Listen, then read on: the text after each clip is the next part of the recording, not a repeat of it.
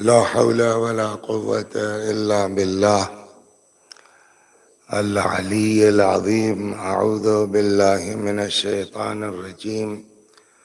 بسم الله الرحمن الرحيم. الحمد لله رب العالمين بارئ الخلائق أجمعين باعث الأنبياء والمرسلين، والصلاة والسلام والتحية والإكرام على البشير النذير السراج المنير سيدنا ونبينا وشفيعنا إن شاء الله أبي القاسم محمد.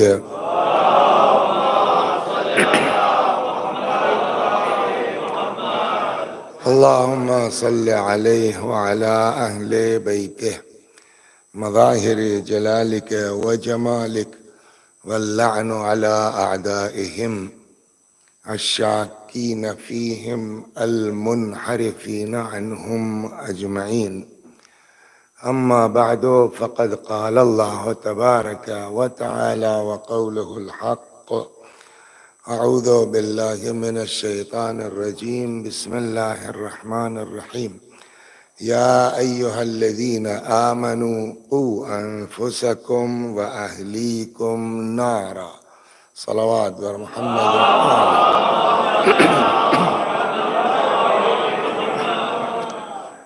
یہ آیہ کریمہ جس کی تلاوت کی جا رہی ہے، حضرت حق جل وعلا کا ارشاد ہے کہ اے صاحبان ایمان، بچاؤ اپنے کو اور اپنے اہل و عیال کو جہنم کی اس آگ سے جس کا ایندھن انسان ہے اور پتھر ہے۔ تو اصل چیز ہے انسان کا، اس میں دو چیزیں ہیں گفتگو کے عنوان میں گویا کی، ایک ہے جہنم سے بچنا اور ایک ہے دوسروں کو جہنم سے بچانا۔ اور جو بات ہو رہی ہے وہ یہ کہ اکیلے مومن ہو جانا یہ کمال کی بات نہیں ہے جب تک کہ انسان اپنے ساتھ ساتھ اپنے آل اولاد اور اپنے بال بچوں کی نجات کی فکر نہ کرے۔ اگر آدمی تنہا مومن ہو جاتا ہے تو اس دن پرسوں ظاہراً وہ نابینا والی داستان آپ کو نقل کی گئی کہ اگر انسان اپنے چکر میں ہے تو اس کا کوئی عمل قابل قبول نہیں ہے۔ کل یہ جملہ دہرایا گیا کہ اسلام سب برداشت کر سکتا ہے، خود غرض اور سیلفش مسلمان برداشت نہیں کر سکتا کہ اکیلے ہم مومن ہو گئے، اکیلے اللہ والے ہو گئے۔ کہا یہ نہیں چلے گا، اپنے ساتھ ساتھ اپنے اہل و عیال کی فکر کرو۔ اور اب بات یہ آئی کہ سب کی اوقات الگ الگ ہے۔ ایک آدمی ہے، ہم ہیں، ہماری اوقات بس اتنی ہے کہ ہم ہیں، ہمارے ایک بیوی ہے، دو بچے ہیں، انہی کی ذمہ داری ہے۔ لیکن آپ کو اللہ نے سماج میں کوئی مرتبہ دے دیا ہے، آپ سماج کے لیے سوچ سکتے ہیں، کچھ کر سکتے ہیں۔ تو اب آپ اپنی بیوی بچوں تک محدود نہیں ہے، جتنا کر سکتے ہیں اتنا ہم کو سماج کے لیے کرنا پڑے گا۔ آپ کو اللہ نے نبی بنا دیا تو جتنے علاقے کے لیے آپ نبی بنا کے بھیجے گئے ہیں ان تک دین پہنچانا آپ کی ذمہ داری ہے۔ اور جب آدمی اس فیلڈ میں اترے گا تو سب سے بڑی چیز یہ ہے کہ غصہ نہیں کر سکتا۔ صلوات بر محمد و آل محمد۔ یاد ہے کچھ کرو۔ بہرحال تو آپ جس منزل پر ہیں، نبی ہو گئے، بات یہ آئی تھی کل کہ آپ کو اللہ نے رحمت للعالمین بنا دیا، تو اب آپ جو ہے وہ جب عالمین کے لیے رب ہیں تو پھر چاہے زمین ہو چاہے آسمان، سب کے جو ہے وہ دین کی جو ہے وہ حفاظت کرنا آپ کی ذمہ داری ہے۔ کوڑے کھائیے، ساحر کہا جائے، جادوگر کہا جائے، دیوانہ کہا جائے، سب برداشت کیجئے مگر امت کو نجات کا راستہ دکھائیے، جنت تک پہنچائیے۔ اب رحمت للعالمین اس دنیا سے چلے گئے تو جو ان کی جگہ آئے گا اس کی وہی ذمہ داری ہے جو رحمت للعالمین کی ذمہ داری ہے۔ آپ کو جو بھی مصیبت برداشت کرنی ہو کرنا پڑے گا، مگر لوگوں تک ان کا دین بچا کے دیجئے، دین پہنچائیے۔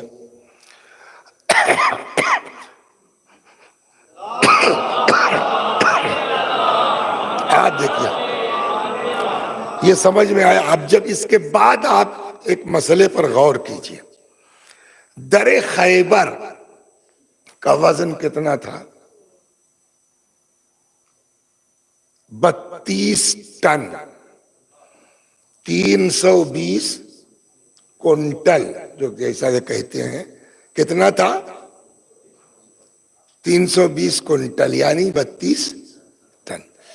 مولانا، اچھا جتنے ہم لوگ ہیں مل کے ہلا سکتے ہیں؟ امیر المومنین نے اکیلے بغیر کسی کی مدد کے کیا کیا؟ بولیے۔ 2 انگلیاں بڑھیں، اس کے بعد کیا ہوا؟ ہاتھ پر ہے، اس کے بعد کیا ہوا؟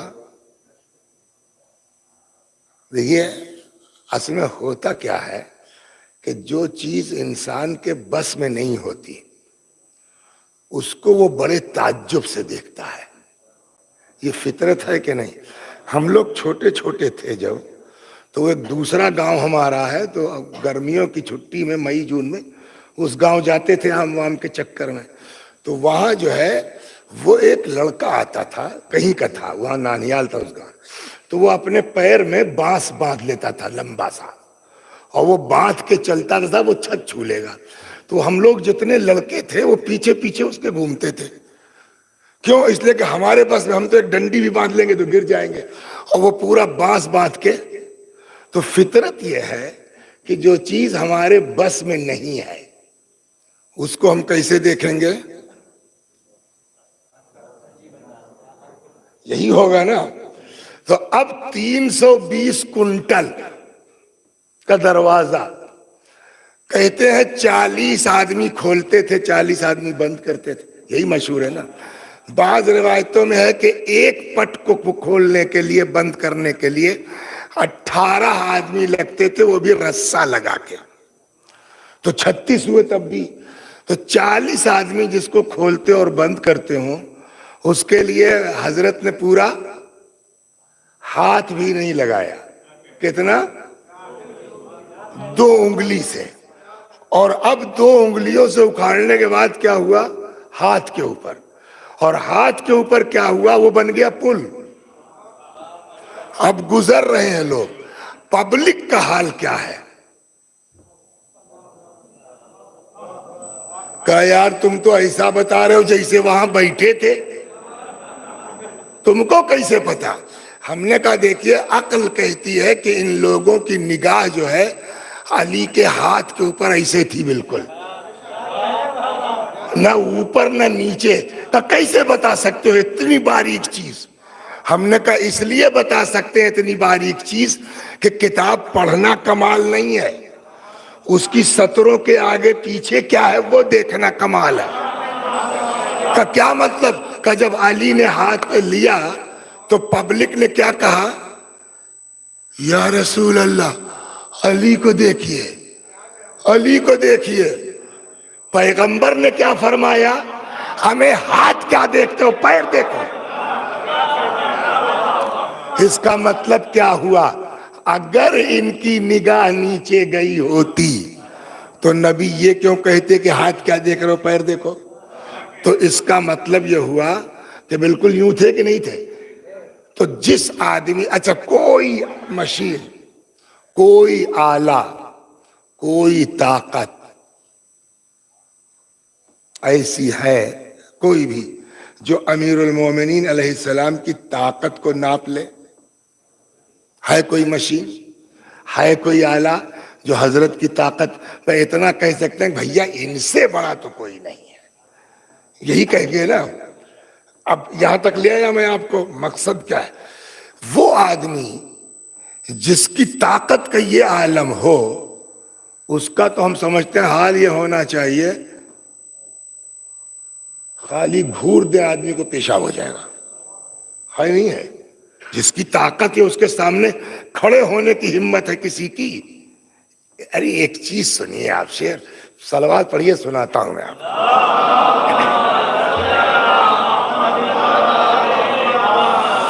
روزے کی حالت میں شعر ویر پڑھنا مکروہ ہے، لیکن مدح اہل بیت میں نہیں. سمجھے؟ تو اس کو سن لیجیے آپ. تو امام زین العابدین سلام اللہ علیہ،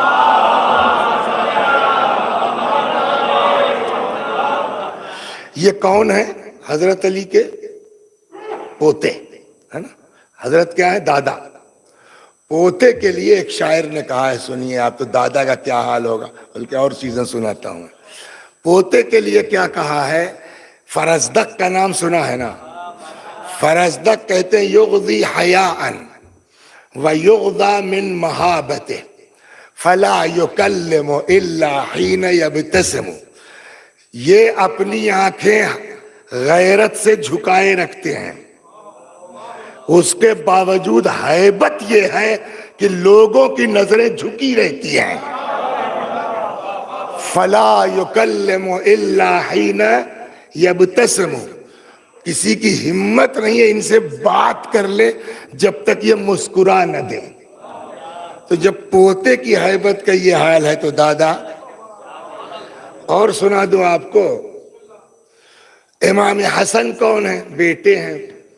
ان کے بارے میں روایت کہتی ہے کہ کبھی کبھی امام حسن علیہ السلام باہر گھر کے نکل کے بیٹھتے تھے.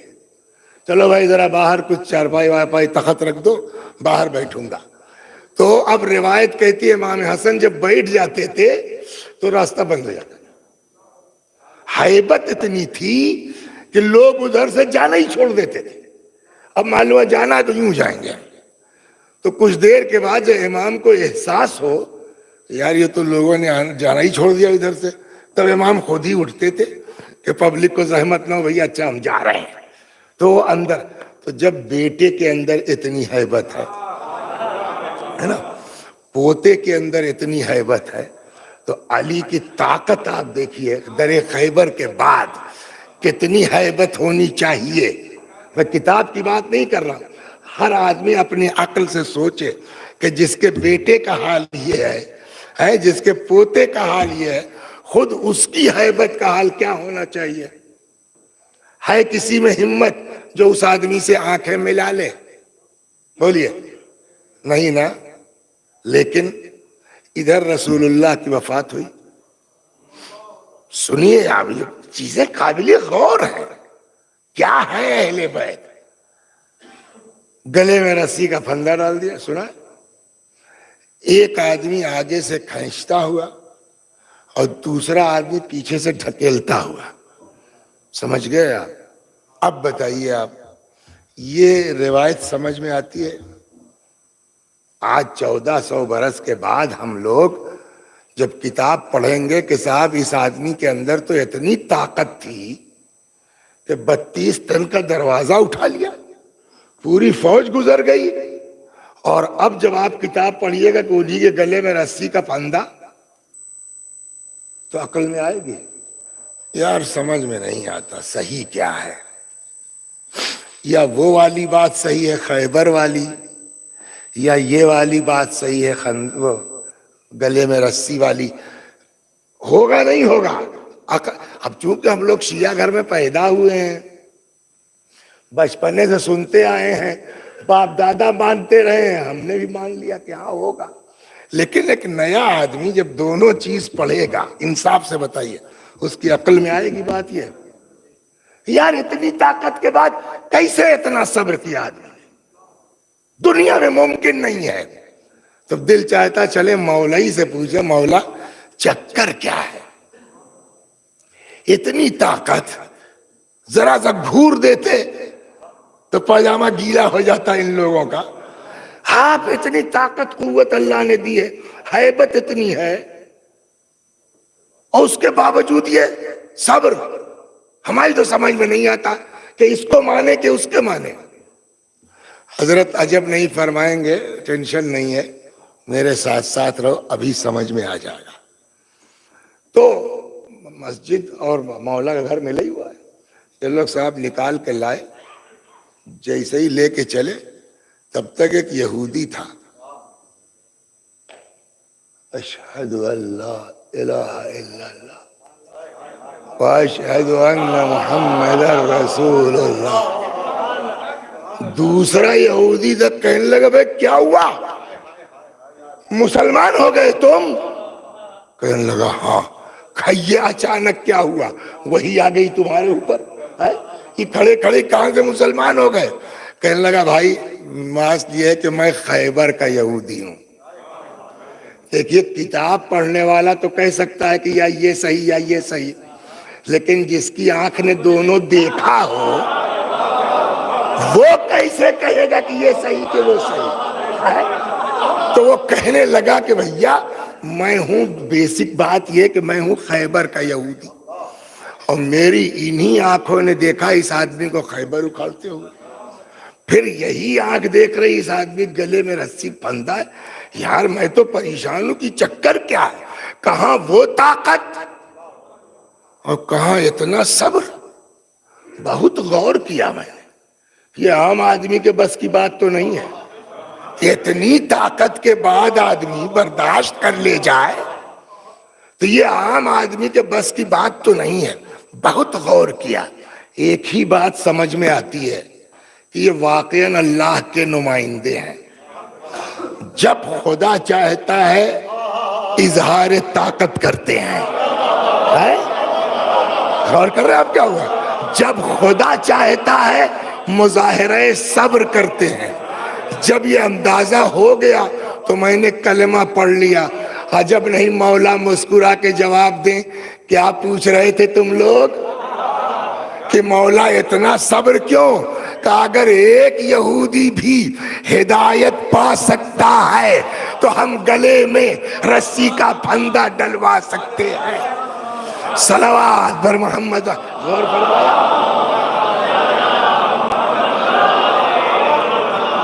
علی کی بادشاہی ہے، علی شمع الہی ہے، صبح کیسا دل بولا علی مولا، علی مولا، زمین بولی فلک بولا علی مولا، علی مولا، علی تلوار تو سر بولا علی مولا، علی مولا، ستارہ ٹوٹ کر بولا علی مولا، علی مولا،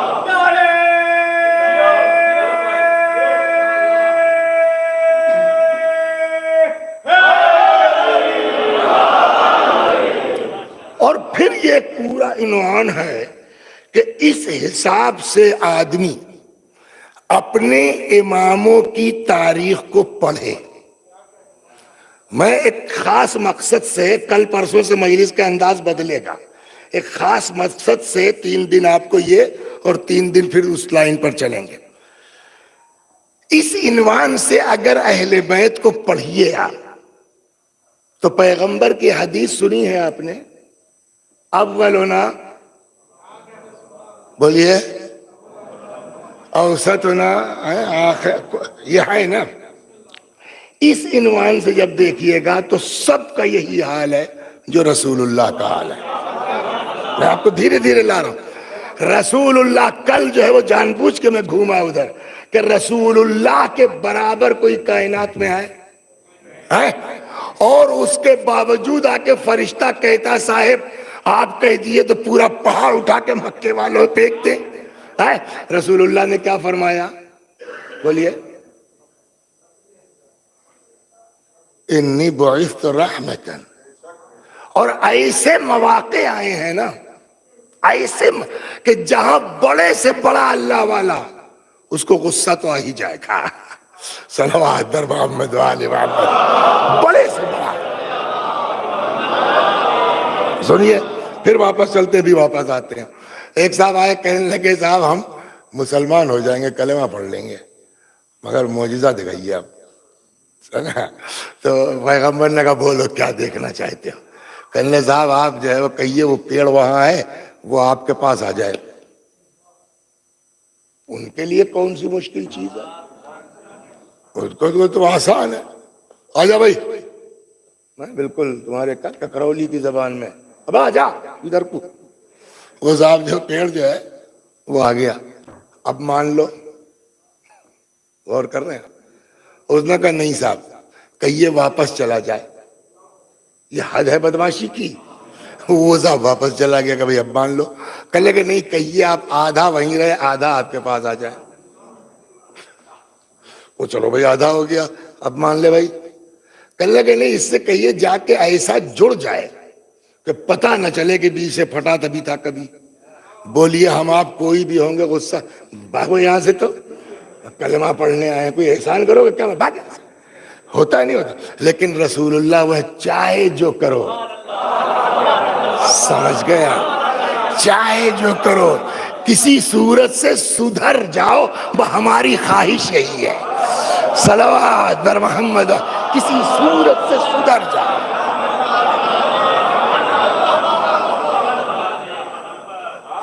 اور میں جو کہتا ہوں کہ یہ اولنا محمد اوسطنا محمد جو ہے، یہ کیوں ضروری ہے، اس کی مثال پھر آگے چلتا ہوں. حضرت علی کے بارے میں سن لیا آپ نے، پھر آگے دھیرے دھیرے چلتا ہوں. صلوات بر محمد و آل محمد.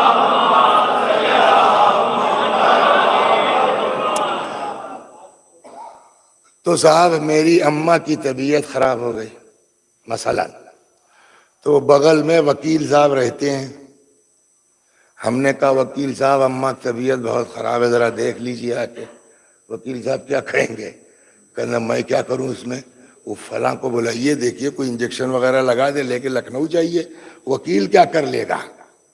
میرا مقدمہ چل رہا تھا، مقدمہ نہیں ہے، مثال کے طور پر میرا مقدمہ چل رہا تھا، وہاں کچہری پہنچے، وکیل صاحب نہیں آئے. تب تک صاحب جو ہے کوئی مولانا دکھ گئے. میں نے کہا بڑے موقع سے آ گئے، آپ ذرا میری بحث کر دیجئے. تو آج ہمارے وکیل صاحب نہیں آئے. کہنے بحث کا کوئی مجلس ہے کیا پڑھ دوں؟ سمجھ گئے آپ؟ تو اس کا مطلب کیا ہوا؟ وکیل کی جگہ وکیل آئے گا. سمجھ میں آیا؟ ڈاکٹر کی جگہ، بولیے، ڈاکٹر آئے گا. حکیم کی جگہ حکیم لے گا. خطیب کی جگہ خطیب لے گا. اب رسول اللہ آئے ہیں اس دنیا میں اسلام پھیلانے کے لیے، اب وہ جا رہے ہیں، تو ان کے بعد جو آئے گا اس کے اندر وہی ہو. صلوات بر محمد.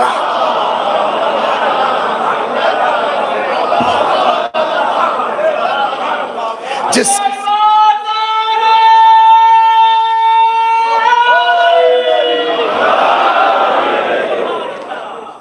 حد تو یہ ہو گئی صاحب، حد تو یہ ہو گئی کہ خود اللہ نے، جانتے ہیں رسول اللہ کو کیا کہہ دیا؟ صلوات پڑھیے، سناتا ہوں میں آپ کو، تب سمجھ میں آئے گی. حد ہے.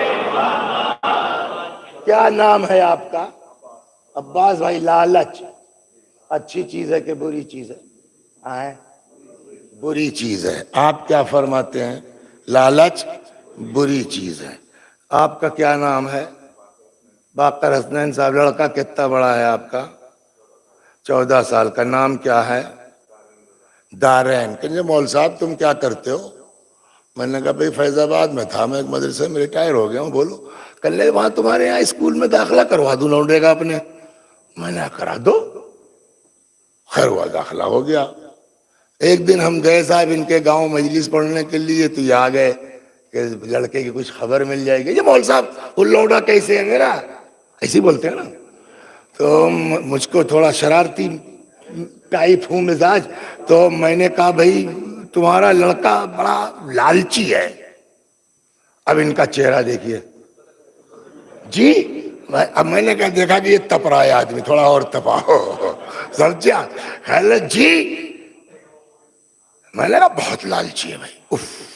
اب میں تو وہاں اسکول میں ہوں بھی نہیں، میں ریٹائر ہو چکا ہوں، لیکن جاتے ہیں کبھی کبھی تو وہ یہ سوچ ہے کہ ہمارے ابا سے ان کے تعلقات، وہ کتاب لیے چلا آتا ہے. یہ بتا دو، ابھی یہ بتا دو، اجی یہ بتا دو. بس کتنا لالچ ہے اسے پڑھنے کی. اب دیکھو ابھی مسکرا رہے. جب مثال میں یہ حال ہے تو اوریجنل کیسا ہوتا ہے؟ تو اب بتائیے کیا نام بتایا آپ نے باقر صاحب؟ لالچ اچھی چیز ہے کہ بری چیز؟ بولیے. تو اس کا مطلب یہ ہوا کہ آنکھ بند کر کے ہم نہیں کہہ سکتے کہ لالچ بری چیز ہے یا لالچ اچھی چیز ہے. زمین ہرس دیکھی جائے گی. اگر زمین پست ہے تو لالچی پست ہوگا، زمین بلند ہے تو لالچی بلند ہوگا، ہے نا. یہ لالچ جو ہے اس کو عربی میں کیا کہتے ہیں؟ ہاں چلیے ہم سب سنا دیتے ہیں. لالچ کو عربی میں کہتے ہیں ہرس. ہم لوگوں کے دیہاتوں میں بولتے ہیں گاؤں میں ہرس، لکھنؤ وغیرہ میں بولتے ہیں ہرس، لیکن صحیح تلفظ کیا ہے؟ ہرس. ہرس مانے لالچ. اچھی چیز ہے کہ بری چیز؟ کا بری چیز. جیسے روایت بھی کہتی ہے کہ قد عز من قنع وذل من طمع. عزت اسے ملی جس نے قناعت کی، ذلیل اور رسوا وہ ہوا جس نے لالچ کی. تو اس اعتبار سے لالچ اچھی چیز نہیں ہے. لیکن وہ جو علم والی مثال دی گئی اس سے یہ لگتا ہے کیا کہ ہر جگہ بری نہیں ہے. اب دیکھا جائے گا کس چیز کی لالچ ہے. اگر وہ چیز بلند ہے تو لالچی بلند ہوگا. ٹھیک. اب تو حرص مانے لالچ کی عربی کیا ہے؟ حرص. اب اس کو ہم لالچی بنانا چاہیں تو کیا کرنا ہوگا؟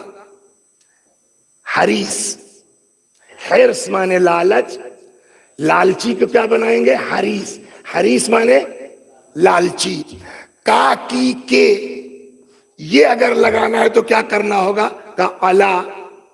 جیسے حریصن علی المال، مال کا لالچی. حریصن علی العلم، علم کا لالچی. تو کا کی کے لیے کیا لگے گا؟ علا. لالچی کے لیے کیا بولا جائے گا؟ حریص، ہے نا. میں ترجمہ نہیں کروں گا ورنہ کوئی کلپ کاٹ کے لگا دے گا اور کہے گا یہ دیکھو گستاخ رسول. ہاں اللہ بچائے ان کیمرے والوں سے.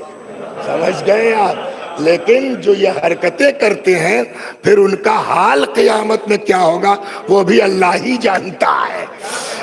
صلوات بر محمد و آل محمد.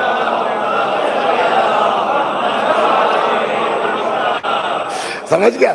تو حریصن علی العلم مطلب علم کا لالچی. حریصن علی المال، مال کا لالچی.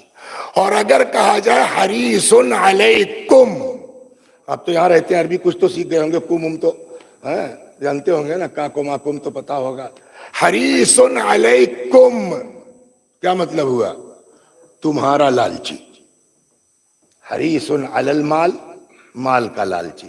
حریصن علی العلم، علم کا لالچی. حریصن علی الخطاب، مجلس کا لالچی. مثلا جو ہے وہ ڈیوٹی چھوڑ کے بھاگ جاتے ہیں مجلس میں، ہے ایسے بھی لوگ ہوں گے. حریصن علیکم کا ترجمہ کیا ہوگا؟ تمہارا لالچی. اللہ نے اپنے نبی کے لیے جو لفظ استعمال کیا ہے وہ یہی استعمال کیا ہے. قرآن ہے. میں ترجمہ نہیں کروں گا کہ بلا وجہ کاٹ کے کوئی بدتمیز ہم کو بنا دے. قرآن کی آیت ہے. قرآن نے اپنے نبی کے لیے کیا کہا؟ حریصن علیکم. ہے نا؟ کیا مطلب ہوا؟ یہ تمہارا حریص ہے. رسول اللہ ہمارے حریص ہیں. کیا مطلب؟ ہمارا مال، ہماری دولت، ہماری ثروت کا وہ تو ابو طالب سے پہلے ہی کہہ چکے تھے کہ جا کے ان کو کہہ دیجئے ایک ہاتھ میں چاند رکھ دیں ایک ہاتھ میں سورج، ہم تبلیغ سے باز نہیں آنے والے، ہدایت سے. سمجھ میں آ گیا؟ تو یہ حریصن علیکم کا مطلب کیا ہوا؟ ہمارا نبی تمہارا حریص ہے. کاہے کا حریص؟ مال کا، دولت کا؟ نہ، ہمارا نبی تمہاری ہدایت کا حریص ہے. صلوات بر محمد وآل. سن رہے ہیں آپ؟ کیا ہوا؟ ہمارا نبی تمہاری. اور اس سے ایک اور سمجھ میں آتی ہے کہ اس کے بعد والی جو آیت ہے نا وہ بتاتی ہے کہ یہاں کیا مطلب ہے. پوری آیت یہ حریص علیکم بالمؤمنین رؤوف الرحیم، یہ تمہارے حریص ہیں اور مومنین کے لیے رؤوف الرحیم ہے. مطلب کیا ہوا؟ مومنین کے حریص نہیں ہیں، مومنین کے لیے رؤوف الرحیم ہے. حریص کس کے ہیں؟ تمہارے. مطلب کہ جب تک تم مسلمان نہیں ہو تب تک یہ حریص ہے کہ مسلمان ہو جاؤ. سمجھ میں آ گئی نا بات؟ اور جب مسلمان ہو گئے تو بالمؤمنین رؤوف رحیم، تو اب یہ مومنوں کے لیے رؤوف بھی ہیں. اور اس سے زیادہ اور وضاحت کون کر سکتا ہے؟ خدا نے اپنے نبی کا مزاج بتا دیا. تو نبی کا مزاج معلوم ہو گیا نا. نبی کا مزاج کیا ہے؟ بولیے حسنین صاحب. رؤوف الرحیم تو ہے مومنین کے لیے، عام پبلک کے لیے کیا ہے؟ حریص ہے، یعنی لالچی ہے نا. تو کاہے کے لالچی ہیں؟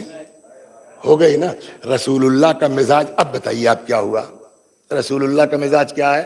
کہ رسول اللہ حریص ہیں ہدایت امت کے. یہ رسول اللہ کا مزاج ہے. بات کہاں سے چلی تھی کہ وکیل کی جگہ وکیل آئے گا، ڈاکٹر کی جگہ ڈاکٹر آئے گا، مولانا کی جگہ مولانا آئے گا. کچھ سمجھ میں آیا آپ کے؟ اسی لیے میں یہاں آتا ہوں، کہتا ہوں چاہے غدیر ہو یا نہ ہو، من کن تو مولا کی حدیث ہو یا نہ ہو، ہم کہتے کچھ نہیں کہا رسول اللہ نے، غدیر ہوئی نہیں معاذ اللہ. لیکن رسول اللہ کا جانشین جب ڈیسائیڈ کرو گے تو یار نبی کا مزاج تو دیکھو. اور مزاج دیکھنے کے بعد جب جانشین طے کرنا ہے چلو خود ہی طے کر لو. تو اتنا تو دیکھو گے کہ جیسا مزاج نبی کا ہے ویسا ہونا چاہیے. نبی کا مزاج کیا ہے؟ ہدایت کے لالچی ہیں. اب خالی یہ دیکھتے جاؤ کہ کون مال کا لالچی، کون دولت کا لالچی، کون اقتدار کا لالچی، کون ہدایت کا. جو ہدایت کا لالچی ہے وہی نبی کا جانشین مانا جائے.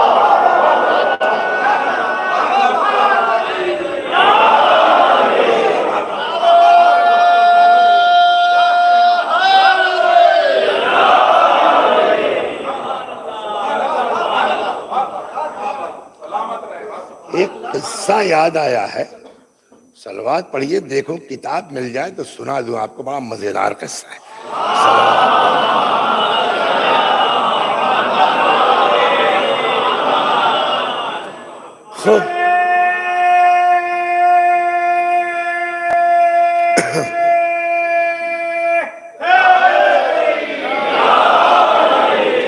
تو اب بات سمجھ میں آ گئی نا کہ نبی کا مزاج یہ ہے، جو ان کی جگہ بیٹھے گا ان کو اس کے مزاج کا، بلکہ اور اوپر چلیے خود نبی کیا ہے؟ ہدایت کی اصلی ذمہ داری کس کی ہے؟ یہ نبی کس کا کام کر رہے ہیں؟ اللہ کا کام کر رہے ہیں. پیدا اللہ نے کیا ہے، سمجھ گئے آپ؟ کھانا دینا، ہدایت پہنچانا اللہ کا کام ہے. یا اللہ میاں خود ہدایت کریں یا کسی کو بھیجیں. تو اب رسول اللہ کو بھیجا اللہ نے، تو رسول اللہ خود کچھ نہیں ہے. یہ کیا ہے؟ آن بہاف آف گاڈ، خدا کی نمائندگی میں آئے ہیں ہماری ہدایت. خدا کیا ہے کہ یار اس کو تو روز پڑھتے ہیں بسم اللہ الرحمن الرحیم. تو اب جو نبی ہے تو وہ اللہ کی رحمانیت کا مظہر ہوگا، اس کی رحیمیت کا مظہر ہوگا. سمجھ گئے آپ؟ اب جو ان کی جگہ آئے گا وہ بھی اسی طرح اس کے صفات کا مظہر ہوگا جیسے رسول اللہ الہی صفات کے مظہر ہے. صلوات بر محمد. سمجھ آ گئی؟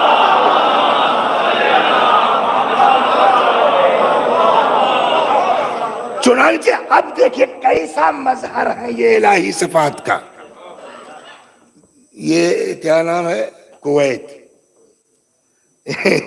یہاں ہم تقریر ہم نے شروع کی تب تک جو ہے وہ ایک ساتھ کیا بکواس کیے جا رہا ہے. یہاں میں رہتا نہیں ہوں, 2-4 لوگ میرے آس پاس گاؤں کے علاقے کے ہیں بقیہ, کوئی جو ہے وہ اتفاق سے اس مجلس میں کوئی میرے گھر خاندان کا بھی نہیں تھا. یہ بتائیے یہ کر کے وہ جو آدمی ہے وہ بچے گا؟ بولیے توڑ دیا جائے گا نا. جبکہ وہ لوکل ہے, یہاں 20 سال سے کام کر رہا ہے, ہم 5 دن کے لیے آئے ہیں, اس کے باوجود وہ ہم کو بول کے جا نہیں سکتا. بولیے کیوں؟ ہمارے اندر کوئی خاص بات ہے؟ کہا نہیں, تمہاری کیا اوقات ہے؟ کہا تب یار کیوں؟ کہا جس کے نام پر ممبر پہ آئے ہو یہ سب اس کے جان دینے والے ہیں, تو دماغ اپنا ہوش میں رکھنا, تمہاری کوئی اوقات نہیں ہے. یہ سب اہل بیت کی محبت میں تمہارے ساتھ ہوا ہے. تو جب اہل بیت کی محبت میں ان کا ذاکر بچ جائے, کوئی ذرا سا ہاتھ نہ لگا سکے, تو آپ بتائیے خود اہل بیت اور وہ لوکل باہر کا آدمی آ کر کے گالی بک رہا ہے. بولیے یہی ہے سننے والی چیز. واقعہ تو مشہور ہے, امام حسن علیہ السلام کو آ کے جو آدمی گالیاں بک رہا تھا وہ کہاں کا تھا؟ بولیے شام کا. اور امام حسن تو یہ تو مقامی ہے نا, وہ پردیسی تھا. اور عباس جیسا بھائی جس کے پاس ہو, امام زین العابدین علیہ السلام جیسے بھائی وہ بھتیجے جن کے پاس ہوں, مسلم ابن عقیل جیسے بھائی جن کے پاس ہوں, ہمیں ایک ریپٹ میں تو منہ گھوم جاتا. حضرت عباس کا قد لگ جاتا, منہ گھوم جاتا. تو کیا مطلب ہوگا؟ وہ پردیسی آ کر کے الٹا پلٹا بول رہا ہے اور یہ لوگ ہاتھ باندھے کھڑے ہیں. یہ کیسے ہو سکتا ہے بھائی کہ آپ کے امام کو, آپ کے بھائی کو پردیسی آگے گالیاں بک رہا ہے اور آپ ہاتھ باندھے کھڑے ہیں؟ اس کے علاوہ کوئی جواب ہمارے آپ کے پاس نہیں ہے. کتاب مت اٹھائیے, عقل کہتی ہے کہ ایسا نہیں ہے کہ عباس چپ رہیں گے, ایسا نہیں ہے کہ علی اکبر امام سجاد چپ رہیں گے. ہو سکتا نہ رہے ہوں, چلیے مان لیتے ہیں, لیکن امام اکیلے تو نہیں تھے, اور تو کوئی تھا. تو جو تھا اس کو جلا لانا چاہیے تھا. میرے امام سے بدتمیزی مت ڈالیں گے نیچے, یہ تو ہے نا. لیکن کوئی چپ نہیں رہ سکتا, عقل یہ کہتی ہے. پھر یہاں کیا ہوا؟ سوائے اس کے ہمارے آپ کے پاس کوئی جواب نہیں ہے کہ یہ لوگ بڑھے تو ہوں گے, مگر امام نے کہا ہوگا خاموش, کوئی ایک لفظ بولے گا نہیں. سمجھ میں آیا؟ چلیے سب کہنے پہ چپ ہو گئے. مولا, وہی حضرت علی والی بات, مولا. یہ باہر کا آدمی آ کے اس کی اتنی ہمت, آپ کو الٹا پلٹا بولے گا, چھوڑیے پٹ جانے دیجیے. یہی سب آپ لوگوں کا صبر ہے جو لوگوں کو جو ہے شیئر کر دیتا ہے.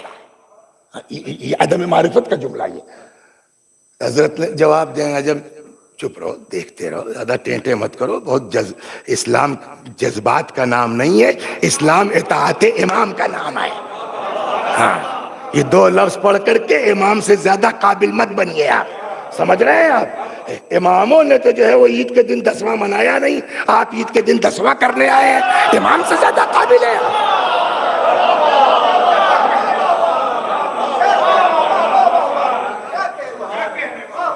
یہ دیکھیے ایک بات بتائیں آپ کو, امام حسن نے, جملہ آ گیا, میں اس طرح کی باتیں نہیں کرتا ہوں لیکن بات آ گئی, اس کو آپ سمجھیے کیا ہے.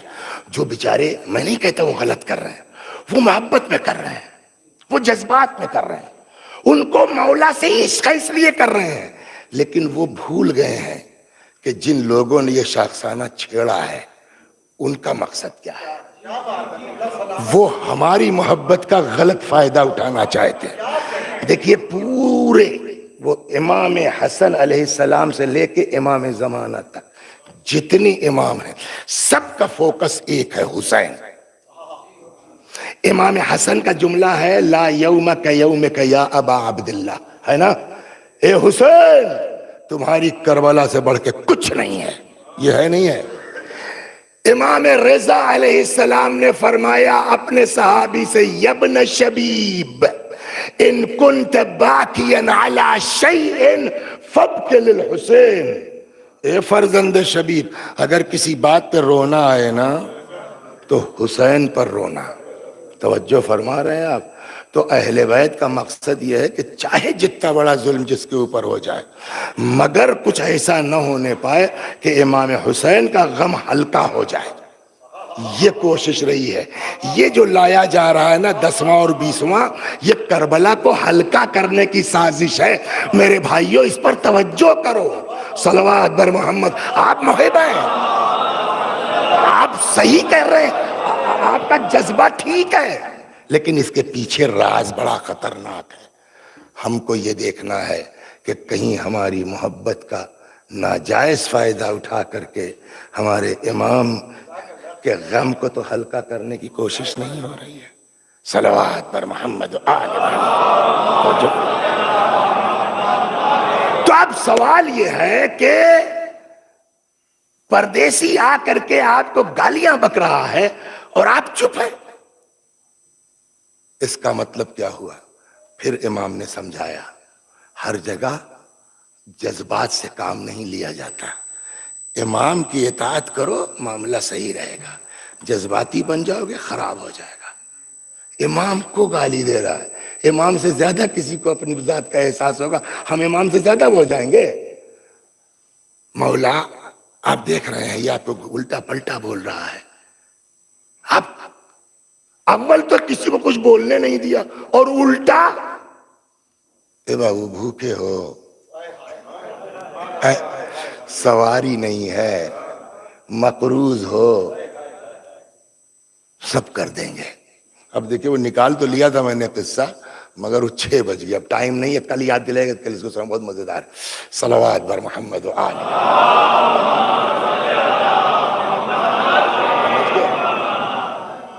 بھوکے ہو، سواری نہیں ہے، مقروض ہو، سب کر دیں گے۔ تو آدمی ہکا بکا یار یہ ہائیں کیا چیز، میں ان کو گالیاں دے رہا ہوں، الٹا پلٹا کہہ رہا ہوں، یہ کہہ رہے ہیں کھانا کھا لو، سواری لے لو، ہمیں گھر نہیں، جب تک مدینے میں رہو ہمیں یہاں رہنا، قرضہ ہے ادا کر دیں گے۔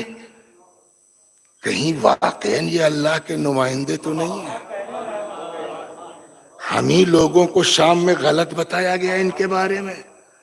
جیسے ہی فیل ہوا پلٹ کہتا حسن جب شام سے چلا تھا کوئی پوچھتا سب سے بڑا دشمن کون ہے تو آپ کا اور آپ کے باپ علی کا نام لیتا، آج کوئی پوچھے سب سے بڑا دوست کون ہے تو آپ کا اور آپ کے باپ علی کا نام لیں گے۔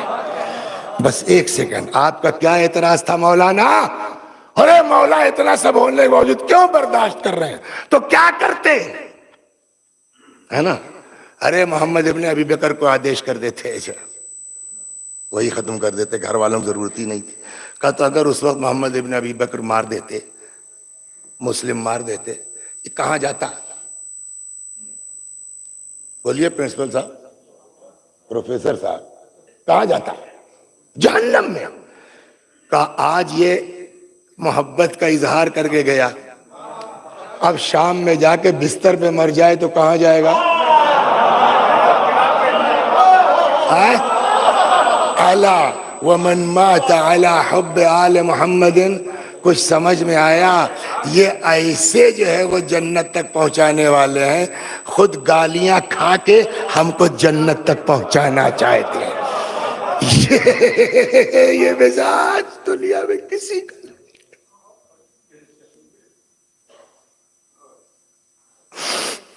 یہ واقعاً امت کے باپ ہے، بلا وجہ رسول اللہ نے نہیں کہا تھا انا وعلی ابوا هذه الامہ، ہم اور علی امت کے باپ ہیں۔ اللہ اکبر، اللہ اکبر۔ چلیے امام حسن میں بات ختم ہوئی ہے، 2 ہی جملے تو مصائب کے حضرت کے ہی گفتگو ہو جائے۔ بلکہ ایک بزرگوار تھے میں اساتذہ میں تھے، تو رمضان میں اخلاق کا درس دے رہے تھے، تو درس کے بعد 5 منٹ کے مصائب پڑھتے تھے. تو ایسے ہی ہو گیا، 25-26 رمضان آ گئی، امام حسن کا ذکر نہیں ہوا، اتفاق سے کربلا ہی کا چلتا رہا. تو ایک دن انہوں نے خواب دیکھا جناب زہرا سلام اللہ علیہ، بس تمام. سلام کیا، جواب سے ایسا لگا جیسے کچھ بی بی ناراض ٹائپ کی ہیں. تو کہنے لگے بی بی کیا کچھ ناراض ہیں آپ؟ تو انہوں نے کہا کہ ناراض ہیں آپ؟ تو بی بی نے فرمایا کیوں؟ حسن میرا بیٹا نہیں ہے؟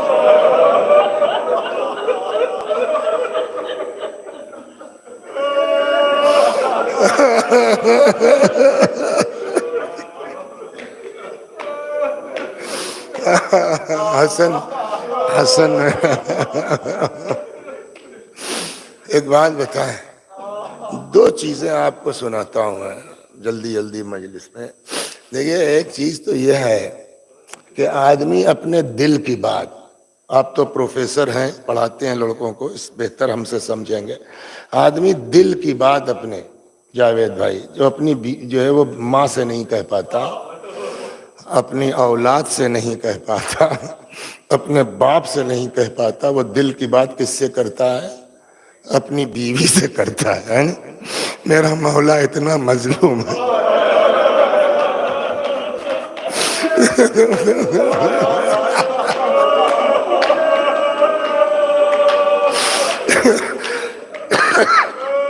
میرا مولا اتنا مظلوم ہے کہ اسی ملعونہ نے تو زہر دیا نا.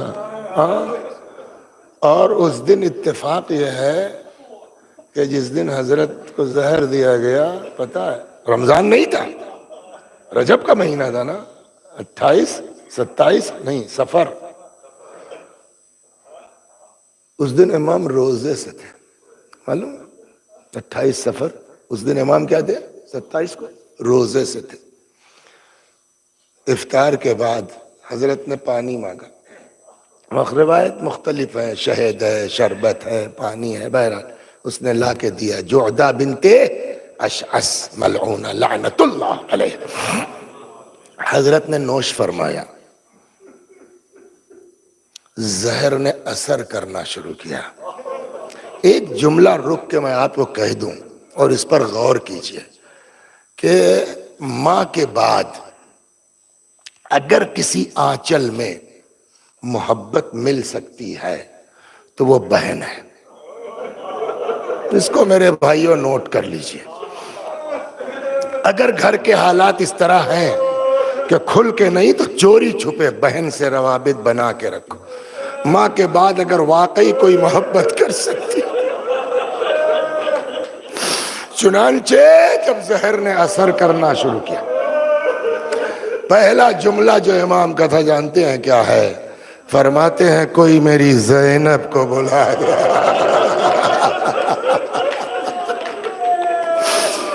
اللہ اللہ اللہ، خدا ان آوازوں پر رحمت نازل فرما، کوئی میری زینب کو بلا دے. بری ہاشم محلہ ادھر ادھر ہوتے ہوئے آئیں، گھر میں پہنچی، بھائی کو دیکھا، بس 2 منٹ.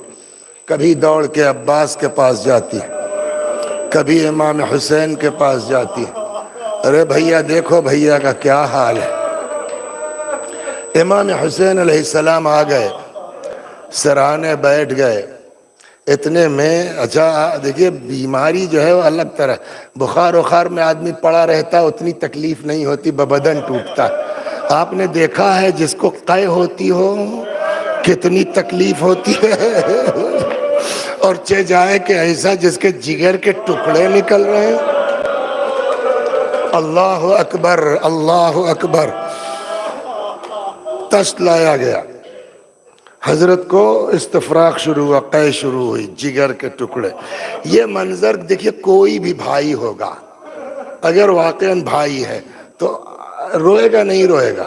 امام حسن کی یہ حالت دیکھ کے فطری بات ہے امام حسین علیہ السلام نے رونا شروع کیا. جیسے ہی رونا شروع کیا تو اب دیکھیے یہ محبت ہے بھائی میں. اپنا تکلیف بھول کے کیا ہوا بھیا حسین کیا بات ہے رو کیوں رہے ہو؟ تو امام حسین نے فرمایا آپ کو اس حالت میں دیکھ کے رونا تو آئے گا نا، اس کیفیت میں جو ہم نے ابھی جملہ کہا نا، اس کیفیت میں امام حسن نے فرمایا ولیکن لا یومک یومک یا ابا عبداللہ، اے حسین مگر تمہارے دن سے بڑھ کے کوئی نہیں ہے۔ سمجھ میں آیا آپ کے نا؟ اللہ اکبر، کتنے بڑے ہیں یہ لوگ، ہم کو اندازہ نہیں ہے۔ فرماتے ہیں بھیا مجھے زہر کس نے دیا مجھے معلوم ہے، بتاؤں گا نہیں، بہرحال تم سے کچھ وصیتیں ہیں۔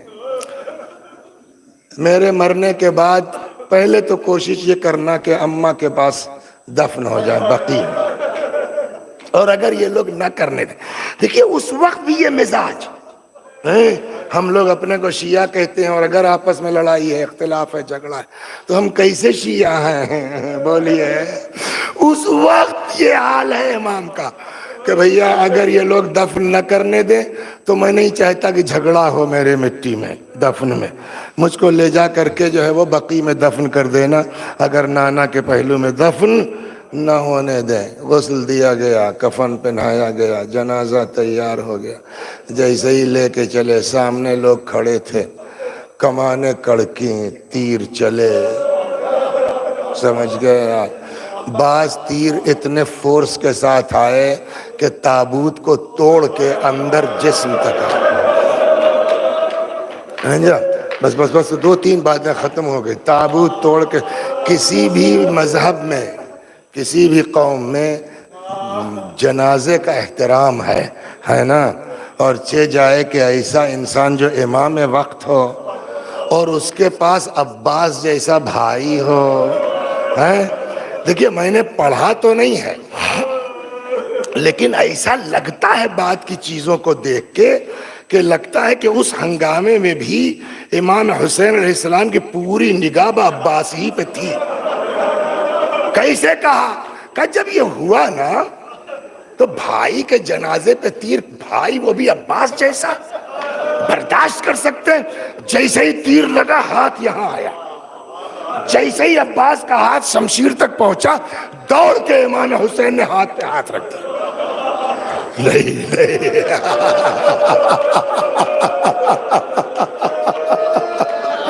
نہیں اے بھیا، بھائی کی مسیت ہے، بس دفن ہو گئے۔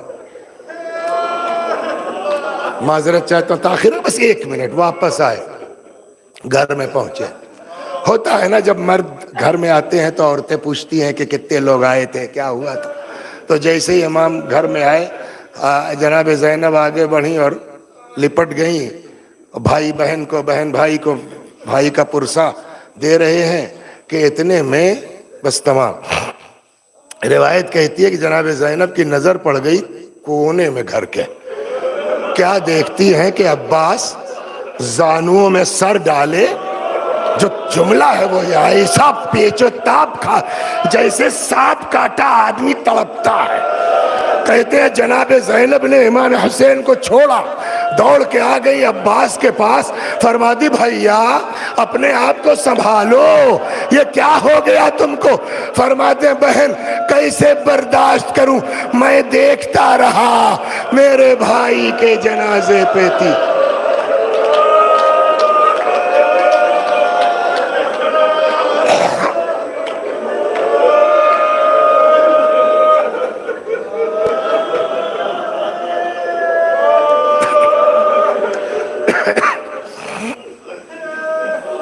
خدا ہماری اس عزا کو قبول فرما، مزید عزائے اہل بیت کی توفیق کرامت فرما، جب تک زندہ ہیں در اہل بیت سے وابستہ رکھ، مرنے کے بعد جوار معصومین میں جگہ کرامت فرما۔ وآخر دعوانا ان الحمد للہ رب العالمین۔